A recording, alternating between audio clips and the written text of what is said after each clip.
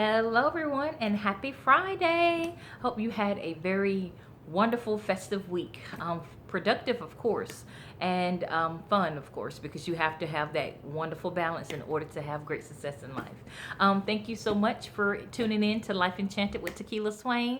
Thank you for those who have subscribed. Thank you for those who do watch but haven't subscribed yet, but I know you're coming.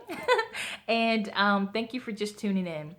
Today, I want to talk about the two twins that sort of are a counterpart to what we talked about on last week, which was turn it around. We talked about identifying goals and different elements that you want to participate in or to fulfill in your lifetime, and how you can go about doing that, how you can turn around your life in a positive manner so that you can achieve those things.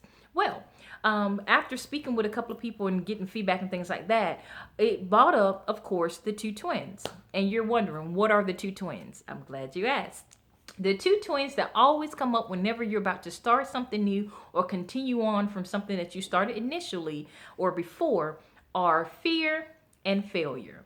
Today, I'm just going to focus in on fear. Probably next week, I'll do a video that's going to talk about the element of failure. But whenever you see one, you always see the other. They're not too far behind. They're like Siamese twins, if you will, always coming about.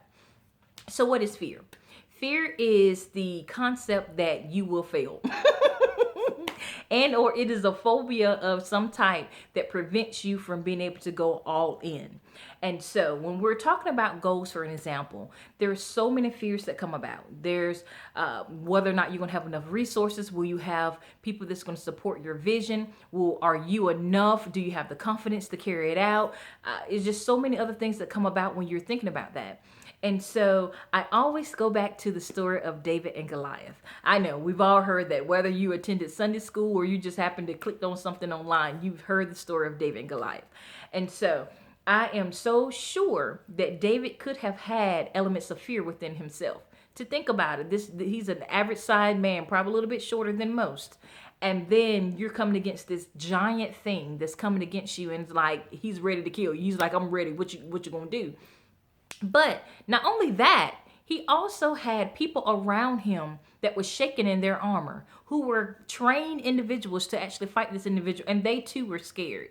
Not only that, he also had his brothers who were naysayers too. So all those elements of fear was around him, and yet he was able to still accomplish his goal that was outlined for him.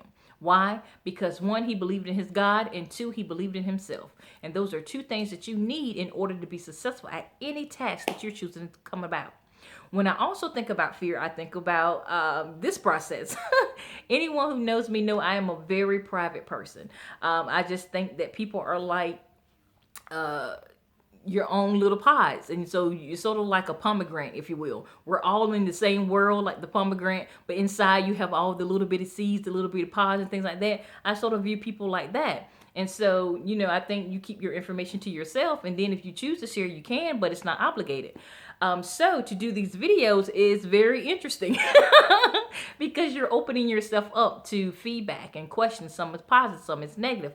And so you're exposing certain components of yourself. And so, of course, elements of fear will want to rise up and be like, why are you doing this? Or where is this coming from? And X, Y, and Z.